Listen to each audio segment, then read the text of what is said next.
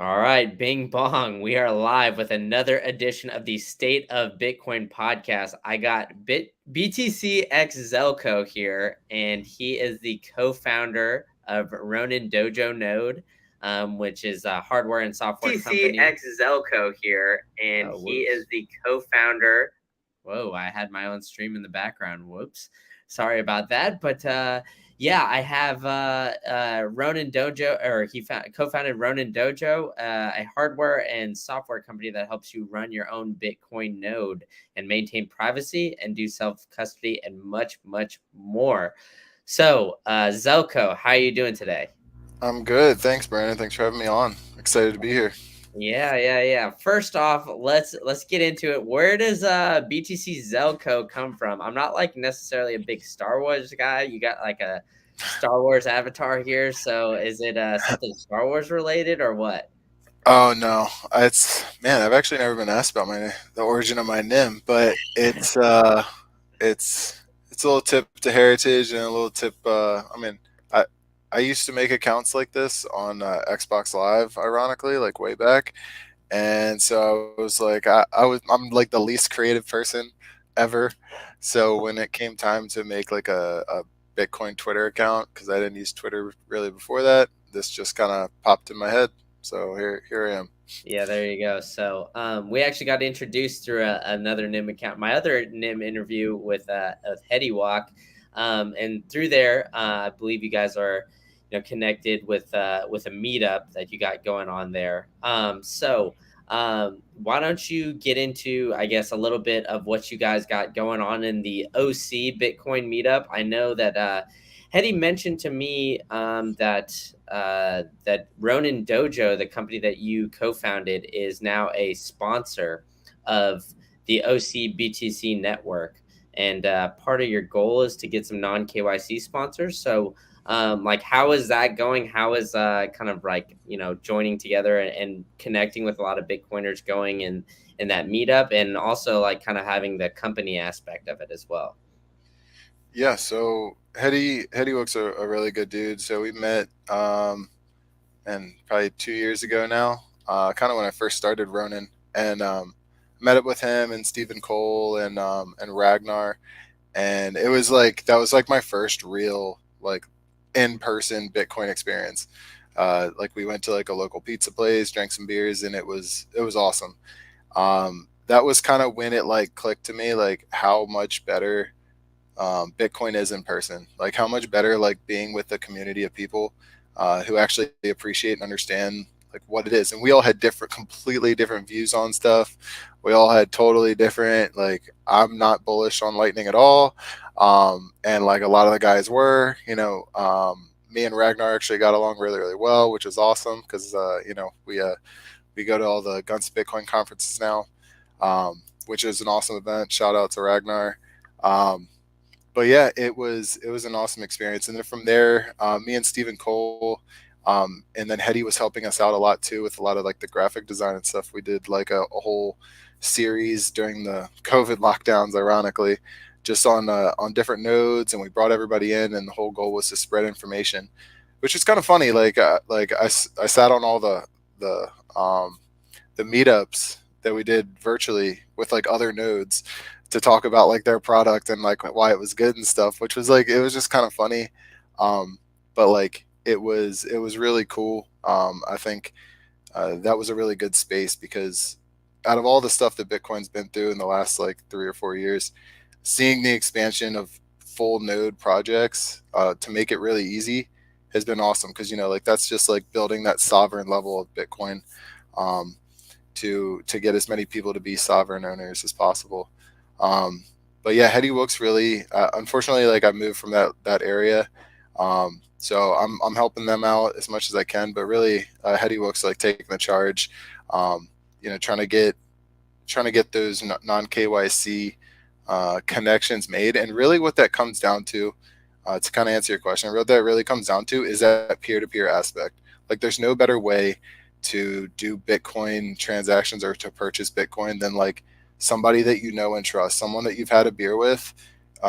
You're gonna be, or pizza or beverage of your choice. you're gonna trust them, right, to have that transactions and to come back frequently, or set up whatever agreement that you want to do on your own. And that's how I kind of built up myself in my no KYC stack. And then and not everyone, most everybody in Bitcoin at some point has had a KYC stack. It's okay. um, but trying to build up that no KYC amount, and then just trying to convert as much as you can over, especially while we're down in the market. This is a good time to start getting that no KYC Bitcoin. So yeah, go to your local meetups. There's always a way. There's always people trying to help connect major areas. Like if you're looking at the closest big city that you have near you, I'm sure you'll find a local meetup somewhere. So you just gotta do a little research, and you'll find your spot. And if not, be that person. Start it up on your own, and then just reach out and try to get as many people into it as you can. Yeah, for sure. A lot of great stuff. And I try to follow a lot of the Bitcoin meetup pages in the States. So if you want to look at like the Green Candle who I'm following, feel free to look at those as well. But I want to get into a couple things like running your own node and local meetups and all that kind of stuff. But first, I feel like you dropped a bomb on me in there, and you kind of just brushed over it at the beginning when you talked about that you're not bullish on Lightning. Oh So no. I want to hear this. So why aren't you bullish on the Lightning Network when it comes to Bitcoin? Well, let's back it up. So in general, for those who don't know and that are listening to the show, the Lightning Network's a layer 2 technology that essentially allows you to send, micro transactions from me to you. And then it kind of just groups them all together onto one big layer, one transaction, making it cheaper peer to peer. I think that's a good summary of it. And if you have a Yeah. better summary of it, then feel free. But I want to hear why you're not bullish on it. Yeah, no, that was a pretty good summary. Yeah, no, I mean, you're also talking to like a person who like started their rabbit hole into like doing all their own stuff with Lightning. I like followed some guides when Lightning first came out, and it was #reckless to run on mainnet, and I was like in the first like 100 nodes to like be connected and do all that. And I felt like I was a coder. It was really cool because I had no computer background whatsoever, so that was pretty cool. But yeah, I'm not super bullish on it right now, and I haven't been for quite some time. It it just like I guess it's been around for what, since 2015, 2016, and we really like haven't seen the vast improvements that we expected. Like it feels like every year all the devs are like, it's one more year, it's just one more year, and it's still experimental. It's still like like a science project, I guess is one way to put it. It's not something that like as a regular user of Bitcoin that I like fully trust, right? Like the best wallets, the best easiest user experiences that there are is with like custodial wallets. Um, the only time I really use Lightning wallets is at like these Bitcoin conventions, because some people only want to pay, buy their stuff with Lightning, and that's fine. We'll accept your Bitcoin however you want to do it. We put it on chain as soon as we can, anyways. But yeah, it's and for that I use a custodial wallet because it's the easiest thing to do. Which pains me as a node, as a node company. It kind of sucks, but you know, the other reason like as far as that gets me more like fired up about Lightning is that there's so many claims that like Lightning is more private than on chain, that like all this stuff. And my issue is that like when you're looking at Lightning, it's the funding, the channels, channel management, all these things make it extremely difficult to be efficient at Lightning. And that takes a lot of time and dedication for the average user while being a sovereign user. Now, if I'm using it and I'm just using custodial wallet, they kind of do all that stuff for me, then like, like an average user who's only putting 10, 20, $30 on there, that makes sense. And what I found myself when I was using it, because I even had it set up on a dojo, I like connected it to my dojo in the beginning. There's a guide out there on the internet somewhere that still shows it. But yeah, found myself looking for something to buy with Lightning, and it was like stickers or whatever. and then I would put just that amount on there on the wallet, maybe a little bit more. And then after that, I was like, okay, I guess I'll just like close it. Like I like didn't know what to do.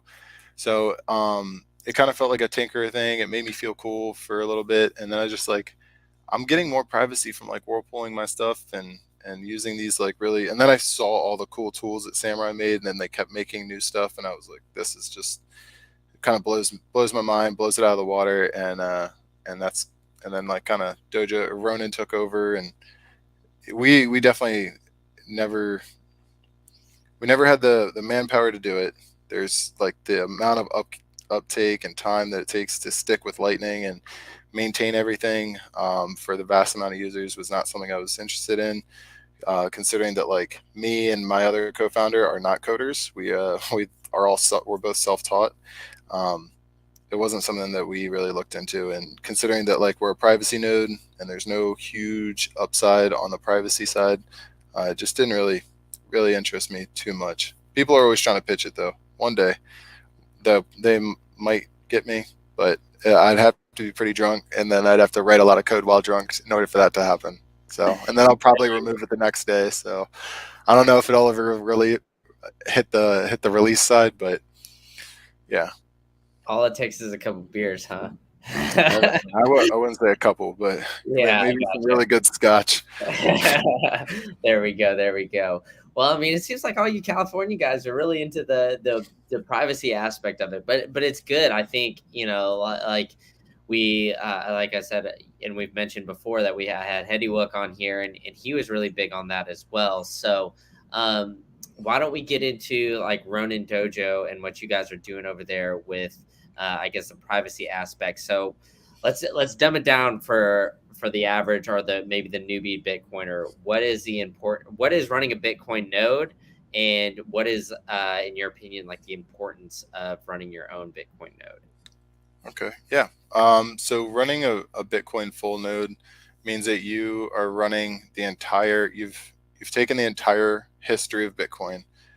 You've downloaded it from the peer-to-peer network. So you have every single transaction that's ever been made on Bitcoin ever. And so you can verify every single transaction that is valid, is on the right chain.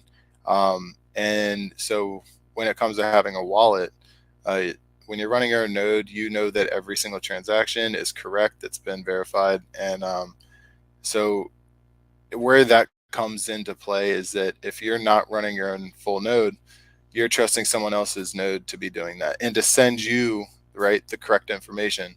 And with that, right, they also, if I'm using someone else's server or someone else's full node, they also have my extended public key, so they know every single transaction that I've ever made. They also know every single transaction that I ever will make with that wallet. So you've kind of given yourself up in that aspect. Yeah, so and that's one thing I don't know a lot of Bitcoiners really truly accept or understand. I would like the normie, everyday user who's maybe stacking sats, and then they get told, hey, take it off the exchange, and they say okay. All of those are, if you like, I have family members that use a Trezor, and then they hook it up to Trezor Live, and I'm like, even if you use something else, like you're at least not gonna like you're giving all your information to Trezor. They have all that. If they ever get subpoenaed or whatever, they can just give up all your information. So all of that's really important for being a sovereign individual. I'll use that word a lot, and I just mean, Bitcoin is about taking out third parties, right? Like the bank should not tell you what you can and can't do with your money. That was the whole point. Bitcoin is supposed to be the FU money, right? So you should be able to do what you want with your money. And that's kind of the issue with fiat and the banks, is that if you had $100,000 in the bank and you said, I want to take all of it out, they would throw up a lot of red flags, and then they would probably not give you your money, or say, hey, we need a couple weeks to actually get your money because of the fractional banking system. So, or the fractional reserve. So, when it comes to that, it's like, hey, cut out the third parties. Do that in every aspect that you can. It's not not everyone can do it for everything, and I don't ever expect anyone to go like sovereign for everything. And there's some people that try to do it, but um, there, for the everyday user, if you can at least run your own full node or connect to someone's node that you trust, that's a lot better than giving up all your information to a random third party, or some random Electrum node that could be ran by the feds. Yeah, for sure. So let's get into how the Ronin Dojo, right? So you guys help allow people to give their hardware, or to give them hardware in order to run their own node. At least that's my understanding, right? And then you give them software to make it a little bit easier to run their own node. So how are you guys, I guess, as a third party, as you were saying, allowing the user to still kind of maintain that privacy aspect by giving their hardware and software? Yeah. First and foremost, we're a free open source software company. Everything is free, and you're able to copy our code and write your own thing if you want to. We truly believe that ethos, and that's why we wouldn't be here without the FOSS community. So we're completely made up of people that just wanted to contribute. But with that said, the whole point of our stuff is that we give you the tools in order to be your own full node, right? It's not you relying on us to do anything. We basically set it up. We set up software so that it'll download and run everything, install everything for you, and you can always verify that we're not installing anything malicious. As far as like the hardware goes, if what we do, that's the way that we're trying to maintain or like sustain ourselves. Because we truly believe that in this community, in this space, if you want to be successful, you need to find a way to sustain yourself on more than just the good free will of people to donate. Because at the same time, there are people that want to donate their Bitcoin, but in the same breath, it's like we're told, strong hands, like hodl forever. So how many people are going to want to give up their Bitcoin to help a project? Some might, but not everybody. But yeah, so we sell the hardware to basically streamline the process for you. We have we do, and not to crap on anybody else, but we definitely have the best hardware setup, the best case. It's CNC milled, pure aluminum with passive cooling built in, LED lights, all that fun stuff. And in the event that you didn't trust us, right? In the event that you're like, hey, I got a full node, I bought it through you guys, but I don't really want to trust you, you can take the SD card out, reflash it yourself, verify our SHA-256 sum, which we have guides on how to do all of that in our wiki, because we were basic users that weren't very smart, so we wrote guides for everybody else. So you just verify that it's the correct download, and then you plug that back in and go.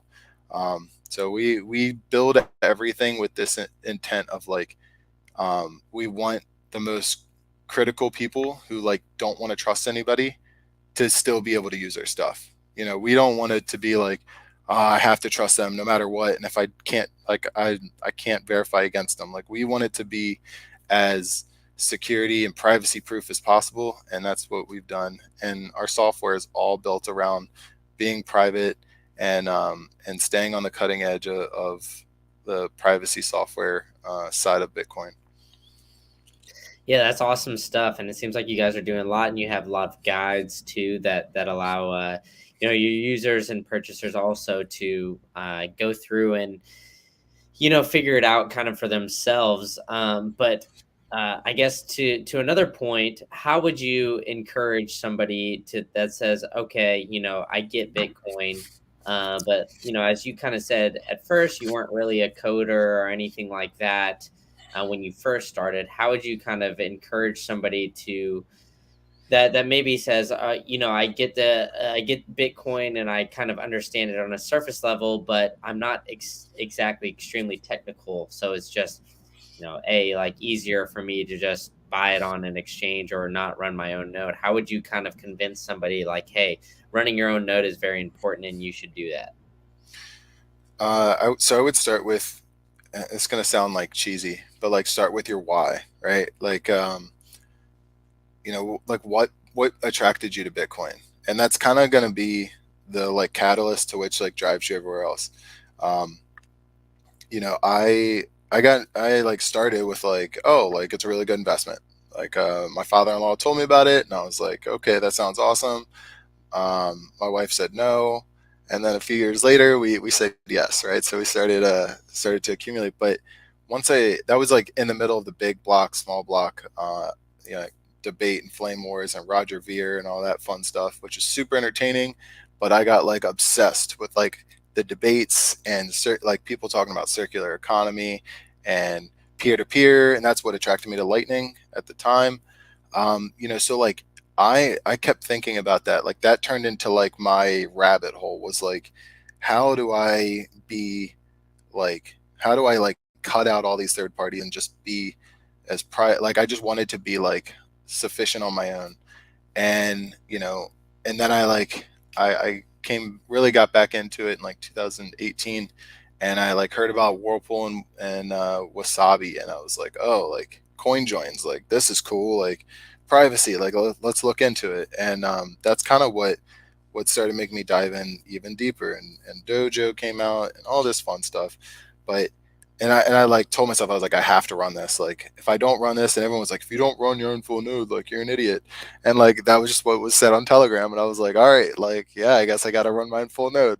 And then it was just kind of like I'm a person that like I have to like keep trying it myself and break things until it works, because I even to this day, my team will laugh and they'll tell you, like, I, it takes me a long time to write code because I have to like practice, and that not practice, but I have to like write it out, and then someone's like, that's wrong, or I test it and it breaks, and then I rewrite it and keep doing that over and over.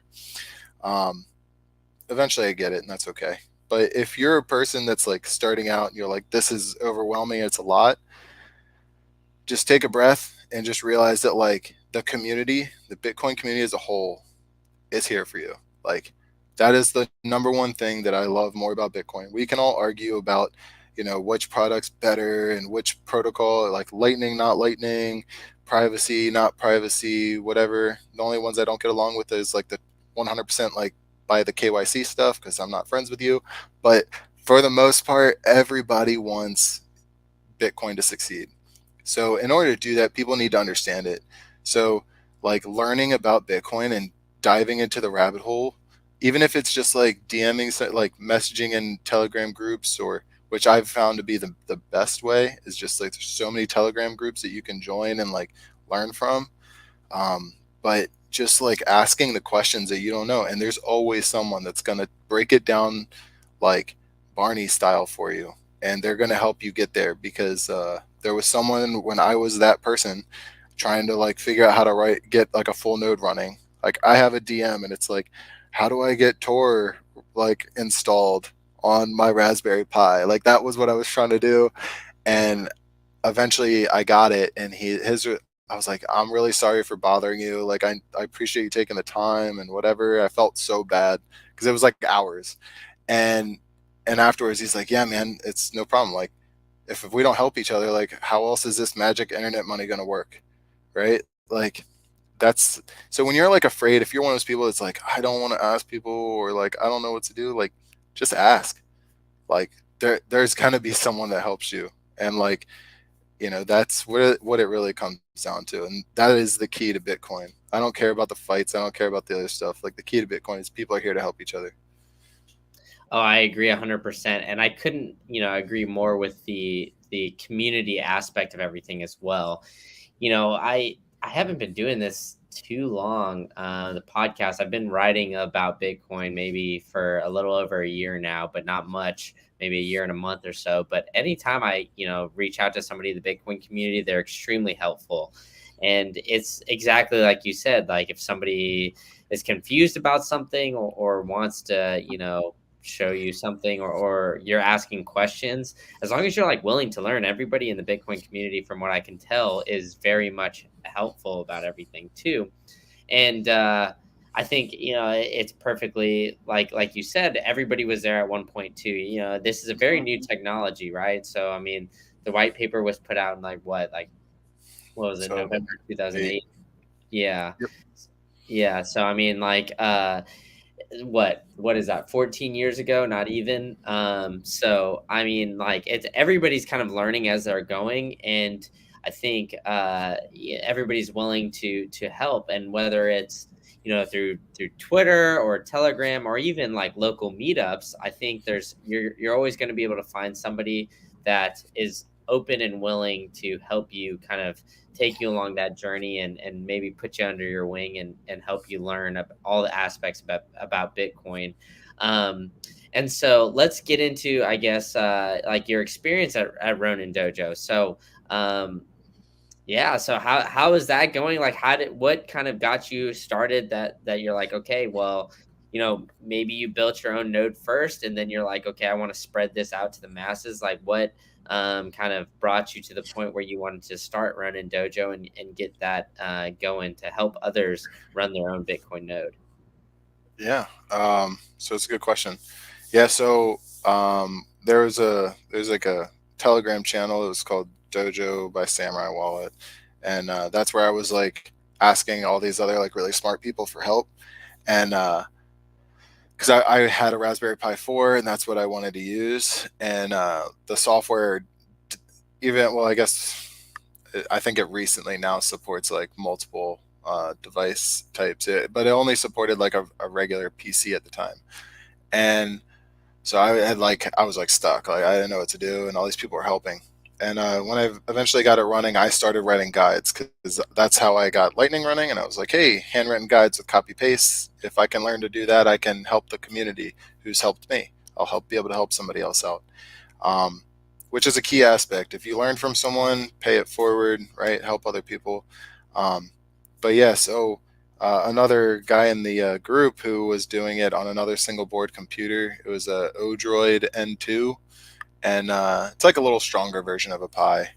But yeah, he was writing guides at the same time. Like we both wrote guides kind of parallel, and then he DM'd me and he was like, dude, we should. He's like, I know you're writing a guide. He's like, do you think that we should just like combine forces and like write scripts and like automate it so it's even easier for people? And I was like, I don't know how to write scripts, dude. Like I don't have no idea what that means. And he was like, yeah, well, it's fine. Like we'll learn together. And I was like, okay. So we made a repo. We called it Ronin Dojo because Ronin, Ronins in the time of samurai were masterless samurai. They answered to, they had no allegiance, right? So that kind of went with our theme, and a lot of banging on the keyboards and learning as I went. And yeah, that's just kind of how we started. We didn't really have the intent of anything other than to give back to the community. That's all that we ever really wanted to be. We were samurai community users who just wanted to help grow this like sovereign Bitcoin idea. So that's kind of how it started, and then we had people come in that just like kind of drawn to the project who wanted to contribute. Just kind of saw the potential, and yeah, they just started helping out. Even people, we had a lot of people. We've had maybe 3 or 4 people, actually, maybe more, that were not technical coders, which didn't help our like progress as far as like having a really good really like robust code, um, but they were like helping educate people, or they were helping us test, and they were helping write guides, like helping upkeep a wiki link, like all of those things. Like they all helped and they all contributed, and without it, we wouldn't have the robust wiki that we do today. And that attracted even more, and eventually we got some really good. We have an amazing front end developer who helped us develop the Ronin UI, and then we've had a couple other back end guys who came in and helped, and they're on full time now. So it's like we've really been able to step up our game in the last 6 months because we've been able to attract people without even asking. It's been the beauty of the FOSS community, just people kind of asking if they can help, and people were willing to do it. So that's kind of how we've started to go. And the same thing happened with the hardware.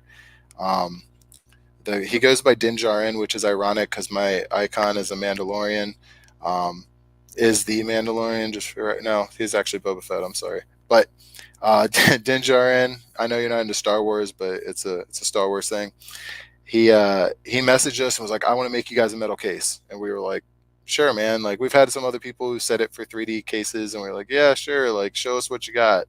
We just kind of like didn't hold our breath, and he delivered, and then he delivered again and again and again, and just kept stepping his game up. And then he like finalized his prototypes, and when I held it in person, it was like the best thing that I've ever held. It's like it's heavy, it's solid, and yeah, it blew my mind. And he's what kind of took us from like, hey, we're this like kind of DIY project that wants to like all this stuff, and hoping that we could get someone to help sponsor us so we can keep working full time or part time, whatever. And then that was like, wow, we have a real product now. We have a real way to sustain ourselves and not really have to like bend the knee to anybody. And so yeah, that's kind of how we ended up where we're at now, selling these full nodes that are every time we get a new batch, we end up selling out really quick. So it's been really awesome. Yeah, that's awesome stuff, and it sounds like the community is really supporting you guys as well, which is great. I love to see it, and let's bring it back a little bit because we didn't really start off with this, and normally I do. You kind of mentioned it a little bit before, but the orange pill story, like, how did you kind of go down that rabbit hole? And it seems like not only did you go down the rabbit hole of Bitcoin, but it also led you to become somewhat of a coder as well, which is awesome. Learning new skills, and I always think that it's really interesting that Bitcoin not only teaches you, like, about the hard money and kind of makes everybody look into the economics of everything, but it also makes everybody kind of want to understand at least the technicals behind the code and other things as well. So what was the orange pill story, and what kind of, I guess, led you to that aha moment where I need to learn how to code and get deep into this?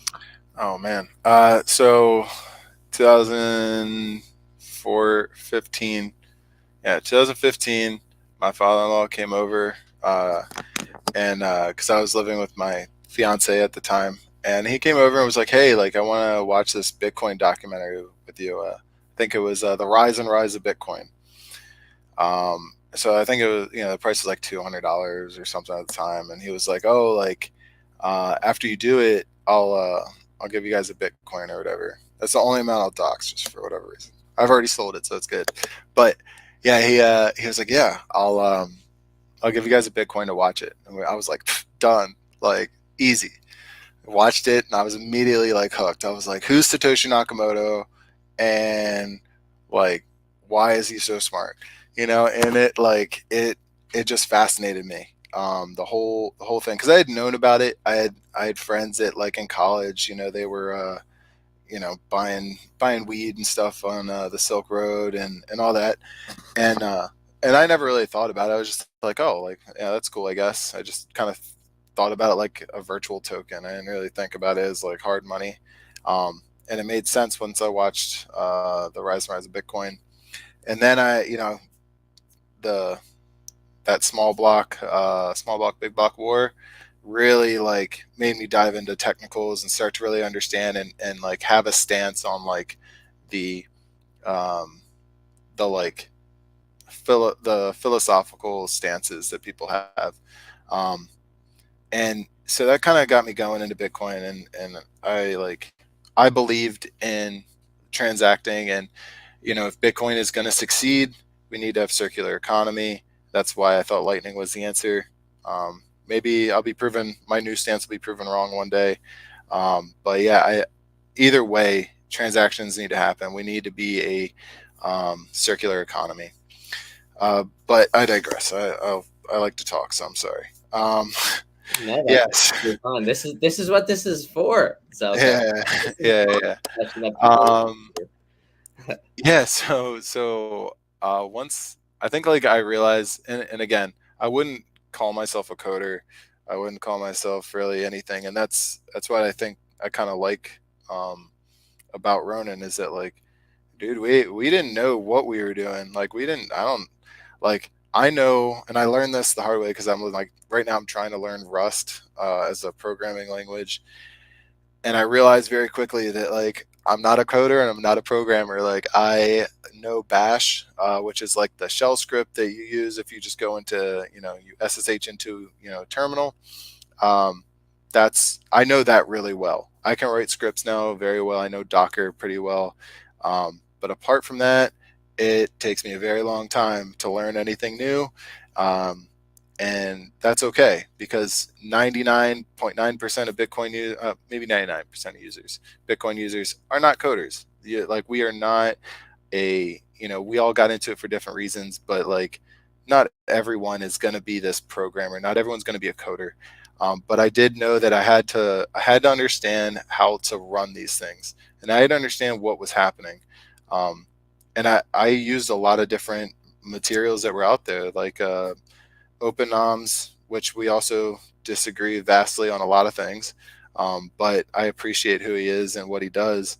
But yeah, I looked at a lot of his guides on how to install ElectRS or how to install whatever it was. I went to his code, I looked at it, and I was like, oh, okay, like I think I understand what's happening.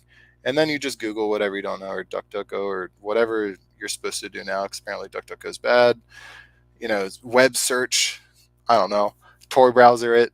Um, yeah, so you just end up on like Stack Exchange, and you're like just figuring out what the code means, and then you try to write it yourself. But yeah, I realized that I had to know that stuff because when you're installing something yourself, um, like if you're doing something literally a DIY, you really need to know the commands so that you can do it. And I feel like, and that's why we kept our command line interface, um, so that people could actually understand or like get used to the terminal. Like I think Umbrel and MyNode try to like get rid of like, hey, users don't really want to go into the terminal if they don't have to. And I think that that's probably true for most people. But like getting over that fear and just kind of jumping into the terminal makes you a lot better Bitcoiner. Because when you need to like troubleshoot something, when you need to fix it, um, someone's going to tell you to get into the terminal. So you might as well try to start like at least getting comfortable with like trying to get to a directory, and then trying to get to a directory is a folder, just same. Trying to get to a directory, and then trying to find the file, and then, oh man, how do I run the file? Like all these like small things, like they add up. And that's you don't need to be a coder to do it, but you can definitely be comfortable and familiar with the terminal, and it'll make you a lot better Bitcoiner. Yeah, the thing when I started, so I mean, my background is in engineering, but not necessarily like computer engineering or anything, mechanical engineering, biomechanical engineering, some more like human body stuff. But I did like a little bit of coding in school, and whenever you do that terminal coding or bash coding, I don't know, I always feel like I'm kind of like in the movies and stuff because just breaking down and getting into the computer, and you kind of, like you said, it's really interesting because it's not as complicated as people make it think. It's, at the end of the day, computers are really dumb, and you just kind of program into whatever you want them to do and have it run whatever you want them to do, right? So, and once you kind of realize that it's like, okay, I need to get into the computer and I need to tell them literally every single step. And you kind of get into that coding mindset, is how I would describe it. That's kind of how, you can figure out a lot of these things when you're diving into, or, getting into the weeds of code and computer programming and all that kind of stuff too. So, um, yeah, I mean, good on you for diving down that rabbit hole, because it is like kind of a daunting task, and I know a lot of people are intimidated by it. But for all the schooling I have, I wouldn't necessarily consider myself like a computer nerd or computer geek or anything like that. And majority of the things that I've found and figured out is from the internet. From some sort of computer search, or if you want to go on YouTube and figure it out, I'm sure somebody's got, plenty of videos up there as well. So we got into a little bit of the software coding aspect of it. Now let's get into the hardware aspect of, I guess, the node and everything like that. Um, did you have any part in picking any of it? And we actually have a question from somebody in the crowd here about some of the hardware, but I'll ask you first. Did you get involved with any of the hardware like choices or anything like that before distribution? Oh yeah. I like absolutely did. So we like supported. There was a time period that we supported like almost every single board computer. So that's like the Raspberry Pis and the other kind of boards like them. And we've kind of narrowed it down to a Raspberry Pi 4 and a Rock Pro 64. And so our Tonto, our full node, is based on a Rock Pro 64. And so the reason we did that one was because it has, you know, essentially 6 CPUs, so it doesn't get clogged up as much as a Raspberry Pi. It takes a bigger power input. It can take up to 5 volts, but I think the standard ones are distributed with the 3A voltage. And what that just basically means, it has more power, and and it can it can use that PCIe board and actually use the NVMe is what we use now. So everything runs faster and downloads the blockchain faster, and with less bottleneck.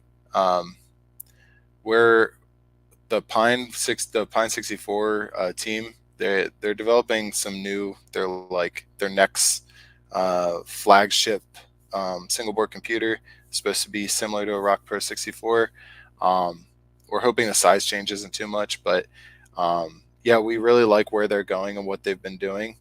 They're like one of the few computer chips and companies that like didn't have any issues. Like the Raspberry Pi had like a big shortage and issue during all COVID. We haven't really experienced that, and we were able to like purchase in masses. So I'm really glad that we went that way. But yeah, we went that way for the more power and processing power that it had, and being able to use PCIe and make things run faster was a huge plus. And now that we're coming with the NVMe sticks, it's even better. So um, yeah, that was kind of why we went the hardware route. Gotcha. So we got two questions from the Canadian Bitcoiners. So I don't know if you can answer this one, but is the Rock Pi 64 sourced from the Pine 64? Do you know? Uh, no, there's so I want to say, don't quote me on it. I'm pretty sure they use the same chip, but they're manufactured by different companies. So, like that processing chip is based on the Rock chip. So Rock, I'm assuming they're talking about the Rock Pi 4. Yeah. Um, yeah. So, but they use like a board that is almost the same size. I want to say because I have one. It's also a really good board, just for the record. And it's like the same size as a Raspberry Pi 3, and it has like you can run the NVMe, like that's how I run it. It has the NVMe like built in.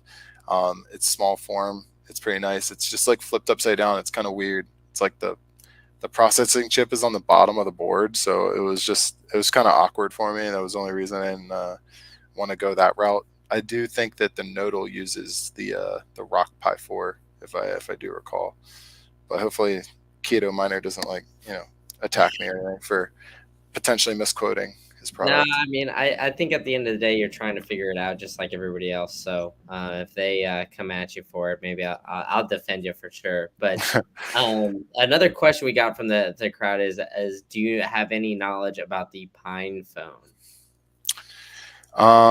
Oh man, I wish Danjarin was here because he definitely does. He's like the biggest Pine 64 fanboy, and it's because he's based out of Taiwan, which is where they are. Um, but yeah, they I've heard really good things about it. I can't really like be a testament to it. I don't own one. I use de-Googled phones, the de-Googled Pixels, but yeah, I've heard good thing, like a good promise on it. Would I use it? I mean, like, I'd probably let him use it first and then tell me if it's worth using, to be honest. But um, I have heard about it. I've heard good things. He's shown me like the Pine like smartwatches, and you know, it's not an Apple Watch or a Garmin, but it is. I mean, we have to remember like these companies, like Pine 64, any of these other ones, like they're like they're companies that are smaller, more niche, and so for them to try to like compete with these like big tech giants are kind of, it's just hard, for most of us to go from like these like closed source, really nice, like well funded projects and products to something that is probably better privacy, better security, but isn't as flashy. It takes time. Yeah, exactly. And I mean, I'll dive into your one of your points you made there as well. But I think people will realize, like, at the end of the day, like, just exactly like you said, like these big giant companies like a Apple or a Google, like you're sacrificing something in order for them to make these big products. They have to be able to make these giant margins. And whether it's like sell your data or whatever, I think even in the Apple Watch when you first get it, I think it asks you on there, like, do you want to send your heart rate data for testing or analysis, I guess to Apple's lab. So Apple is almost becoming like a bio company, in my opinion, where they're getting so many people on this Apple Watch. I mean, hell, I have one on right now too, and essentially, even if I say maybe no to that question, they could probably get my data all from the iPhone that I have too. Or I'm doing this all on a MacBook as well. So all these companies, like, they're all kind of connected, and they have all this stuff where you're not necessarily as private. So what is, I guess, like the value of that privacy to you? Like, how I know you say like maybe it's not necessarily the greatest product, but at the same time, you're kind of maintaining that privacy. So I think it's kind of like tying back to this whole Bitcoin situation where you know a lot of the things that you and Hedy have brought up is the non KYC Bitcoin. So what are kind of the things that you see that or I guess issues right now that you see with like a lot of the custodial wallets, maybe like a Bitcoin or a Celsius or some of these other custodials that have been kind of in the news, maybe not necessarily for positive things. Yeah, so to answer the first part about you know, um, I guess the convenience factor of having like all these different products, like your Apple Watch, your iPhone, your MacBook, like kind of all linking together. That's like a selling point for a lot of people. Um, but like I think what scared me the most and made me kind of like realize all that stuff, and like you were saying with like the heart rate stuff, is when you're starting to get like ads, like you talked about buying a, I don't know, a trampoline or what, like something random, and you were talking about it out loud to a friend, and then you go on social media and then you see an ad and it's like trampolines, and you're like, I didn't search it, I didn't do anything, and I'm getting ads. I don't like that, right? Like it to me, it scares me. Like I've talked to a lot of like a lot of people in my like in real life, I guess, or non-Bitcoiners, and some people are like, yeah, I don't like that, but what am I gonna do? And then I've had other people who are like, yeah, I like that because now I have an ad that like takes me right to the thing that I said I wanted, which is kind of scary. I hope people try not to think like that because um, in this world there's not that many things that you can keep privacy on. Another fun fact before I dive into KYC and no KYC, any of you users that do not use a PIN code and use your face recognition or fingerprint, just know that you're an American. Just clarify that piece. You're not protected to your phone's not protected by privacy and with the Fourth Amendment for biotech IDs. So if you use your fingerprint, if you use your face scan, and they wanted to search your phone for whatever reason, they don't need anything. They can just use your face, use your finger, and open up your phone. So, fun fact on that.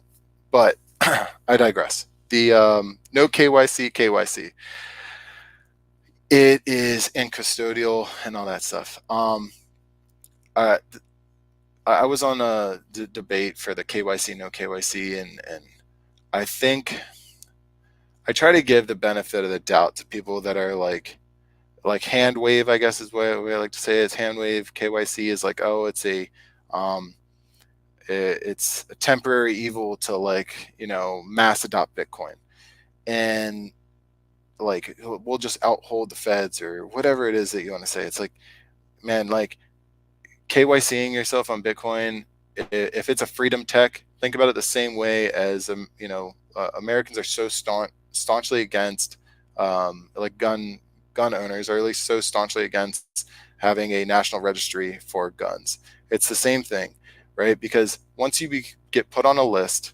of people that did something or bought something or whatever at some point, right? Um, Now you can go into like taxes and capital gains and whatever, but like at the end of the day, you're on a list, and if Bitcoin ever becomes um, illegal, or they want to go after people, if the state wants to go after people who bought Bitcoin, like they just get the KYC list that no matter whether they tell you that they get rid of the list after so many years or whatever, it doesn't matter. That list is permanent. You should assume that it's permanent, and just know that, like, unless you've sold all that Bitcoin back, you're going to be known as a person that owns Bitcoin. So if it becomes a bad thing to own Bitcoin, you are now the enemy of the state, and so that's how you have to prepare yourself mentally. Having that adversarial mindset is what keeps you sharp, what keeps you, on top of this game for the long run. And it goes into like custodial as well, right? I mean, if you're using a custodial wallet, especially for a long period of time, I know I said I use a custodial Lightning wallet temporarily, but using custodial wallets, and you think that it's good, is it going to be more convenient and consistent and whatever? Yeah, probably. But if that company, one, shuts down, if they ever just close the doors, they're going to take that Bitcoin with them because it's theirs, not yours. Not your keys, not your Bitcoin was a saying for a long time. It applies to more than just to exchanges.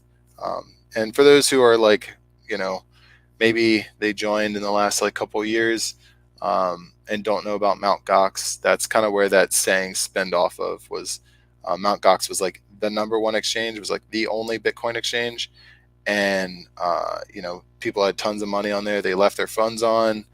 Mt. Gox shut down, and then they just kept all that Bitcoin, and people lost thousands of Bitcoins, which, talking about today, that's a lot of money.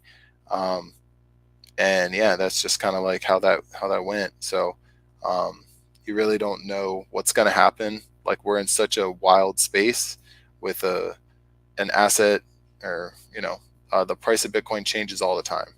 So you could have a company that's doing really well. Maybe they're doing really well because the price of Bitcoin's $40,000 to $60,000. Then all of a sudden it drops to 29, and now they're hurting and they got to close doors.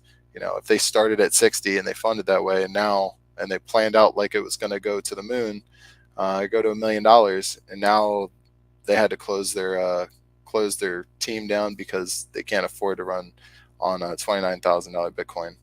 So those are all things to keep in mind, and that's why I always try to heed against that. If you run this stuff yourself, if you're using a non-custodial wallet, you'll always have the Bitcoin. You'll always be able to back up your seeds. You'll always be able to import that into some other Bitcoin non-custodial wallet and get your funds back. So. All right. Well, yeah, no, I really appreciate that whole rant and getting down into the weeds of it, because I think a lot of people, especially when you first like kind of onboard somebody, and even for me personally, I think at the beginning stages, it's just easier just to get somebody to just be like, hey, if you have a Cash App or something along these lines, where now it's like so accessible where you could buy Bitcoin, instead of kind of getting into it, you have them buy maybe a little bit of this KYC Bitcoin on some sort of an exchange, and then kind of teach them the principles, and then dive deep into it. And then after they've bought some, then you get into, the non KYC stuff. And maybe some people will always be willing to sacrifice their data, because at the end of the day they realize like it's easier and that's the convenience. But some will also want that non KYC aspect, which is very powerful, and I think a big reason why what draws a lot of people to Bitcoin as well. And so, I guess let's get into, I guess, a little bit of the localization of Bitcoin, as far as like meetups go. So, what do you think like the power of Bitcoin meetups are, and like meeting with other like-minded people and other Bitcoiners in your region? Like, what has that done for you personally, and how do you think that that could benefit, just the average Bitcoiner just getting in and getting started? So, I mean, I guess like I kind of, I don't want to say misspoke, but I guess like it was a little different for my situation. Like I said, OC Bitcoin, we went to a pizza place and it was like my first like real meet, like my first time meeting real Bitcoiners. I guess I can't really say that because like my father-in-law is the one that taught me about Bitcoin, and we lived like 30 minutes from them. So we were over there all the time. So I've actually always had the benefit of having like people to talk about Bitcoin and like what's going on. It was always pretty exciting. But meeting like other people for the first time and like getting to really like talk about whatever it is that's on your mind, um, it's it really is a game changer. If you've only ever done it on Twitter or whatever platform, it will change the way that you look at everything, um, because you kind of step back and you appreciate. I just remember being like giddy when I like left. Like I brought my wife with me, who's like not she like appreciates it and she knows it's cool, but she's like she's not like a hardcore Bitcoiner. That's okay. But like it just I was so giddy because I was like, oh, this is so cool. I finally have other people that like I can like talk to and like go and like we can hang out and like just like or like some people like, man, when I go to Guns and Bitcoin and I get to hang out with my team and the Samurai team and the and Ragnar and the Guns Bitcoin guys, I'm like, dude, it is the best because we just like we drink and then we just like shit talk about Bitcoin forever, and it's so much fun. It's just like it's such a cool feeling to like finally meet people that you talk to all the time online, and yeah, so that really like it also helped change my perspective of like not everyone who disagrees with my like maybe it's my perspective on lightning, maybe it's my perspective on whatever. um you know I like learned to appreciate everybody's input, and that kind of is what made me like I guess less of a dick, to put it bluntly. Because I was, and I still can be, but like I know that it's okay, but like it made me appreciate everyone as a whole, and it made me appreciate that everybody wants this thing to succeed. No one's out here to try to make this malicious. Um, there are people who like necessarily might not like some software teams, and there might be wars or whatever. But like if you're talking about Bitcoin as a whole, everybody who's in Bitcoin wants it to succeed, right? So it definitely made me appreciate that, for sure. And I also learned that like, and I learned this from some of these bigger conferences, people that are like talk a lot online and have a big mouth online are generally are not do not have that same big mouth in person. They tend to be a lot nicer, tend to come up and apologize or whatever.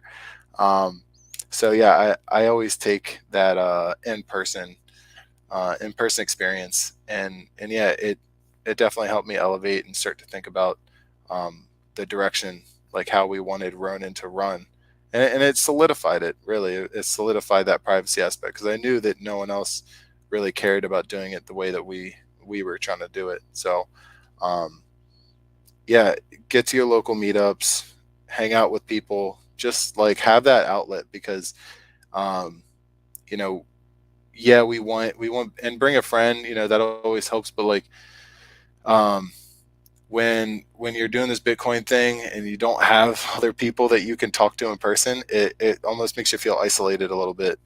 Makes you feel like you're kind of, maybe you're the crazy one, but like when you meet other people, you're like, oh man, I'm not crazy. There are other people that are crazy like me. This is cool. So yeah, definitely do that. And then one other note that I like made in my head that you talked about was onboarding people. Um, and onboarding people is really difficult. If to like onboard people, I guess the right way is definitely really difficult. Um, I always try to like educate people like that are interested, because once someone finds out, like in my, I do this thing part time, so um, in my day job, I have people that like find out I'm into Bitcoin, and then they're like, because I try to drop hints, I want to like feel out the crowd. Eventually, like someone's like, "Oh, like you're into bit, like how do I get Bitcoin?" I'm like I heard it's a good investment, and then like it kind of goes into this like back and forth, and I try to just like only show the like ethos and the like core principles that make it a good investment, and that's like it's sound money, right, and all these other good things, decentralized and blah blah blah. And if they're not into it at that point, I just kind of like, they're like, well, I just want to invest. I'm like, hey, yeah, just use Cash App, man. Like, whatever. But like, if they're into the ethos piece, I normally end up doing their first transaction with them. Or I have like onboarded my buddy, onboarded my buddy's friend. So my buddy, his son, who was like 8, was doing math homework, and he knew about Bitcoin, and I was like, all right, cool, like, and his dad was like, oh, like he does a lot with Bitcoin, and so it was like, hey, if you do all your math homework, you get it all right, I'll give you $10 in Bitcoin, and the kid like lit up, and he was super based. He knew all about like why it was good, and it wasn't just because it was like the number was going to go up. He was a really smart 8-year old. I was impressed. That's awesome. Yeah, I actually heard like kind of a similar story from Brian Harrington, who I had on like one of my first episodes, and he was saying he wore like a shirt to a youth soccer game, and it said "Ask me about Bitcoin," and maybe it was like 8 years old or 10 years old or something around that age, and he said he had like 2 or 3 8-year olds that came up to him, or 10 years or whatever, and they explained exactly what Bitcoin was to him, and it was like it's amazing. So yeah, good on parents for educating their kids. And I think now that the digital age, with the way information spreads, whether it's YouTube or just Google searches or what have you, these kids are learning about this fast. Anecdotally, this girl I'm dating, one of her, I guess like her younger brother now is pretty young, and he went through like a YouTube rabbit hole about rocks or something, and this kid's like 6 years old, and he just went through this whole rabbit hole and just talked about it. So it's amazing like how much information is out there and how much these kids absorb right now, that you or I, maybe when we were growing up, that we didn't necessarily have. We didn't have the YouTubes or anything like that, or maybe it was like just getting started. And so now I think this young generation is going to grow up and become super super Bitcoinized, and it's going to be awesome. A lot of Bitcoiners are going to be coming up, and I think it's going to click a lot quicker with them, because they're not necessarily being taught the macro, or that 2% inflation is okay and it should be just normalized over every year. They're not really being, almost, I don't want to say brainwashed, but kind of brainwashed, with that initial thought. Um, and so I think that's a really interesting point that you made there, that I think hopefully more parents teach their kids about Bitcoin, and it kind of gets taught earlier on in school, and kids get educated on it, because yeah, I think, yeah, just being fine with the status quo has led us to a point where we're seeing massive amounts of inflation. Some might call it hyperinflation, and getting to where we are today, which I think many would agree it's not necessarily the best place. Yeah, no, I 100% agree. I think as you know bad as some stuff like YouTube is, or YouTube can be, it's also the number one search engine in the world, right? It's more people use YouTube than they do Google search. So, um, I, there's a lot of opportunity, and that's what kids do. Like kids like to just go on YouTube. I mean, I've seen it with my kid. Like I let him have I had to delete the app because he used to just like scroll through, and he's like 4. He would just scroll through videos, and it wants some weird stuff. I had to take it away, But I was like, what is this? But yeah, like that's what they do, but they're learning, and they're adapting in a different way. So yeah, I do think as long as YouTube is pro, as long until they're not pro Bitcoin, I think it's going to be in our benefit. That knowledge is going to be out there, and that next generation is definitely gonna be rising up like that. So I'm excited for the future. I'm excited for the future generation to keep going and hopefully learn from the mistakes of the current generations. Hopefully this class of Bitcoiners, um, we can all set a good example for them, and I think that's what's going to happen. I'm bullish on Bitcoin people, not all, but most. Yeah, I am as well. So I actually I posted this on a Reddit subreddit. I posted one of my episodes, and the title was Austin at Bitcoin Citadel because I had Kyle Murphy on there. And he, similar to you, is kind of helping with Bitcoin meetups. Obviously, he's in Austin, and you've helped with the Orange County Bitcoin meetup out in Cali. So what I did get one comment that was kind of negative. I was a little surprised, but it maybe some more people are kind of thinking this, but I didn't really see where the question was coming from. But somebody said, I thought Bitcoin was decentralized. Why do I keep hearing about cities trying to become Bitcoin quote unquote hubs or citadels? How would you, I guess, reply to that comment, and I can get into how I answered it. I mean, like the whole Bitcoin Citadel thing was a meme. Like it's a joke. Like Stephen Livera's like sign off like see you at the Citadels. Like I love Livera, but um, long time Ronin user believed in us when no one else did. But like the Citadel thing, it was like a meme, right? It's like, oh, where can we like be free to like kind of be ourselves, or we're gonna build these giant walls so that we can keep out the no coiners, and like that's not Bitcoin, man. Like Bitcoin is borderless, like it is digital peer-to-peer cash you can transfer anywhere around the world in a second, right? Like that's what it is. And so like yeah, you might have like hubs of people where there's a bunch of them at, um, but I would say that like local meetups and citadels are two very different ideas. Citadels are literally a meme, that I would argue would probably never happen. One, because if you're a real Bitcoiner that has a lot of Bitcoin, you probably don't want to tell anybody that you have a lot of Bitcoin. Like that was one of the first rules that my father-in-law told me. He's like, you never tell anybody how much Bitcoin that you have. I still to this day do not know how much Bitcoin that man has. It's very, very frustrating. But um, but yeah, like that, like it would just be like in your best interest to not be talking to people about how much you have. Like you can talk about it. You can talk about, yeah, I love Bitcoin. Like I have some. When people ask me, I say I have a non-zero number.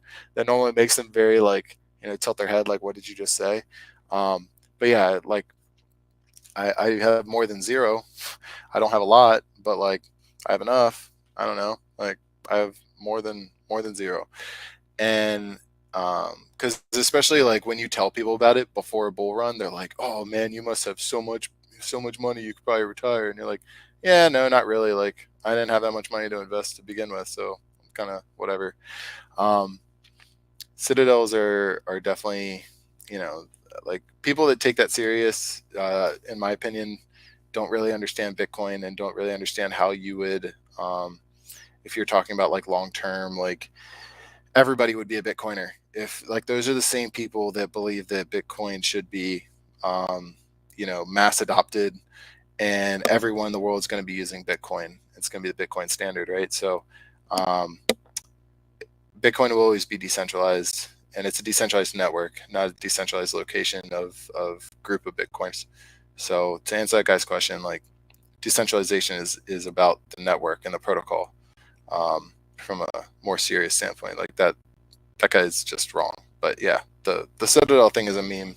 People really shouldn't take too much into that. I agree. And it seems like you're bullish kind of on like local meetups and, connecting with local Bitcoiners. But there's one big story that I think we'll wrap it up after this. One big story that there's, El Salvador, who obviously made Bitcoin legal tender, brought in, I want to say it was like either 42 or 44 different countries of central bankers and other people kind of in the finance industry or financial aspect of these countries, brought them in to talk about Bitcoin and financial inclusion and banking the unbanked. Many are calling this kind of like the real Bitcoin conference, as far as it goes with countries, or maybe I'm just coining that from the terms as my friends over at the Canadian Bitcoiners podcast. But what is your opinion on, I guess, all these countries coming together and to a lesser extent, like Bitcoin kind of becoming legal tender in some of these countries? So it's probably not going to be like the most popular opinion. I know we kind of said this beforehand. Um, like I don't really care. Like legal tender, it doesn't matter. And it doesn't matter. It doesn't affect. It doesn't affect Bitcoin. Like Bitcoin is going to do what Bitcoin is going to do. Um, like I feel like people really want this to happen. Like people who really want this to happen think that because it happens, the number is going to go up to like $1 million.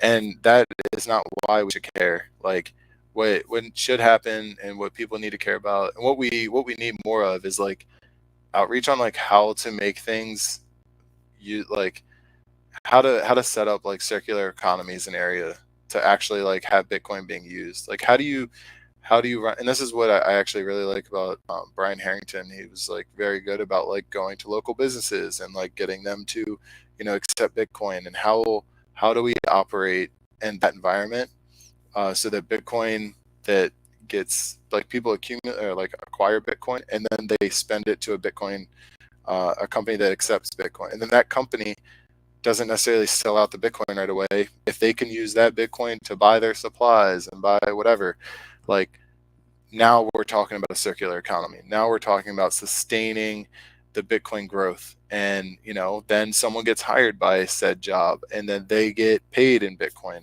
like not in some like weird conversion of like whatever, like the legal tender thing. It's like, dude, like that's cool. Like you're saying that your country accepts it. Like that's cool. Um, but like it doesn't like I feel like it was a big publicity stunt. Maybe he really does believe in it. But like it takes a lot. It takes a lot of infrastructure built up, and really it requires people and business owners and the community to actually like do it and accept it and like build their business around accepting Bitcoin. Like that's something that we've been trying to work out with like Pine 64 to like accept Bitcoin, because then the moment that we can get rid of like having a fiat option and only accept Bitcoin, like we're 100% dropping the like credit card option, because I don't like the fact that I pay a credit, like we have to have credit card fees and like you have to get rated by like creditors and all that shit. Like I don't want that. I just want to be able to accept Bitcoin and just be peer to peer like we're supposed to. And then I can take that Bitcoin and buy my supplies and pay my people or whatever. Like that is circular economy. So that's the kind of stuff that like that's the stuff that matters. These like other nations like coming in, like I don't care about the state. I don't care what states tell us is okay. Like this is permissionless stuff. I don't need to ask permission to do anything on the internet. I don't need to ask permission to learn how to code. I don't need to ask permission to run my own node, and I don't need permission to transact with anybody for whatever it is that I want. So why would we ask the state for permission to be a legal tender? Like, why would that matter? It's irrelevant to Bitcoin. The sooner that people actually accept that, like, it is irrelevant and people could be doing it without the state's approval, the better off that will be, because ultimately, like, it is supposed to be peer-to-peer. It would be the same as doing, cash transactions with someone locally. You sell your couch, you're going to do it with cash, or, I mean, I guess now people use Venmo and whatever, but like, you want it peer-to-peer. You want, like, people usually just use cash, and then it's like, the government doesn't know how much cash you got. That's how it's supposed to be. It's your money. Do what you want with it. Yeah, I think that's awesome. And I think that's a really good and kind of like a refreshing take, because, you kind of get into the echo chamber as Bitcoin Twitter is, that everything that happens where Bitcoin gets more adoptive is a little bit more bullish. But I actually ran a poll, which region will adopt Bitcoin as legal tender faster. And I'm not going to get into the results or anything like that, but two options I put were Latin America and Africa. And a friend of the program, Bitcoin Gandalf at BTC Gandalf, said neither. I hope to eliminate capital gains tax on Bitcoin instead and let the free market decide what the best currency is. And I kind of feel like that's what you're describing here, is like, if I want to purchase something from you and you'd rather accept Bitcoin, I can pay you in Bitcoin, or kind of let that local economy kind of grow and accept whichever cash or, I guess, quote unquote payment that they'd rather accept. And I think that's kind of a novel concept that not too many Bitcoiners really have that view just yet. But I'm starting to come around to think like that's the way to go, is to kind of avoid the regulation and maybe like the government intervention initially, because there's always going to be some pushback of it, right? And I think that, kind of letting the free market decide will be the best result for Bitcoin. What do you kind of think about that? Yeah, I mean, like, people have to remember that, like, if the government approves or doesn't approve or whatever of Bitcoin, or really anything, like, they want either their take, or they want control, or they want both. Like, that's how it's going to be. So, like, just remember that, like, you push for all this, like, government approval, or like, we want, like, US dot, like, oh man, what did Michael Saylor say? Like, Bitcoin will be the rails, or Bitcoin rails to fiat, or fiat rails to Bitcoin. I don't know. He said something like that. Yeah. Yeah, like, it's silly. Like, that is, or having like a US dollar backed Bitcoin, like dumb. Like, it doesn't need to be. It doesn't need that at all. Like, gold needed that because we didn't have easy ways of transferring the right amount of gold to different people. So you had a set amount of gold that was worth a dollar bill or whatever it was. Like, that was what happened. Now we don't need that, because I can send any amount of Bitcoin anywhere in an instant. So, like, people just need to, be able to, like, remember that, like, the more government intervention that you ask for, or approval that you ask for, just know that there is a counter side to that, a negative counter side that will come out, because governments do not do things that they cannot control. Like, they would not do something that that would take away their power. Like, that is, like, antithetical to what a government is. They want that's just, like, the position that they're in, is to maintain power, maintain control, and of their people. So keep that in mind when we get to, U.S. government approved backed Bitcoin. Like, if that's what Bitcoin ends up being as a whole, then, like, I don't really know how much of Bitcoin that really is. If it's censored transactions or whatever, that's not really Bitcoin. Yeah, I agree with you 100%. And it'll be interesting to see kind of how it plays out, because I agree with you that, no government really wants to give up that power. And I think United States has the most to lose when it comes to all that. So it'll be an interesting few years. I still think El Salvador and like some of these smaller countries have, you know, less to lose and more to gain with adopting Bitcoin. So that's kind of why they do it. But United States and some of these other bigger, I guess, quote unquote, first world countries have more to lose for sure. So um, it'll be interesting to see, I guess, what they decide to do, going forward. But Zelko, I really appreciate your time. I know we're running a little bit longer than normal, but I feel like I can almost talk to you, for hours on end about all this stuff because I think your insight is great and really not necessarily like what you get on Bitcoin Twitter and some of these other places. So one, I'd love to have you back on at another time. So maybe we'll get that set up sometime soon. And two, why don't you sign us off and tell everybody what you got going on in the Bitcoin space and where everybody can find you. Yeah, no, I had a great time. Yeah, I love doing these things and talking about everything. It's always fun to talk to literally like anybody about Bitcoin. But you've been a great host, so I really appreciate it. Yeah, you can find me on Twitter, Telegram, same handle, so BTCXDelco. But yeah, so I'm always open for DMs. But yeah, just come check us out, RoninDojo.io or shop.ronindojo.io is where you can find our store.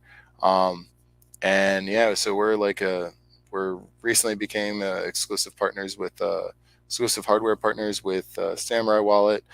So if you go on their website, you'll also see a link to our Ronin Dojo shop, which we're super excited about. We've been community members for a really long time, so to be able to be officially endorsed is pretty cool. Yeah, there's a lot coming out. We're gonna have a software release here soon, and then another follow-up one shortly thereafter, hopefully, and with some really big changes, and then a lot planned for the next 6 to 12 months, including a lot of like requests that we've had, like including that goes with like full desktop support. People have been asking that forever. And so yeah, there's going to be a lot of really big stuff coming up, and we're excited to be able to deliver. So stay tuned with that, and yeah, hit us up on Twitter or Telegram. Yeah, be sure to hit them up on Twitter and Telegram. Do it both because it sounds like there's a lot of good stuff in the works, and it's always exciting to see these Bitcoin companies grow. So good on you for getting started and showing that actual proof of work in the industry. And I wish nothing but the best for Ronin Dojo. And if anything I could do to help, be sure to let me know, and I'll be spreading the good word about everything you guys got going on.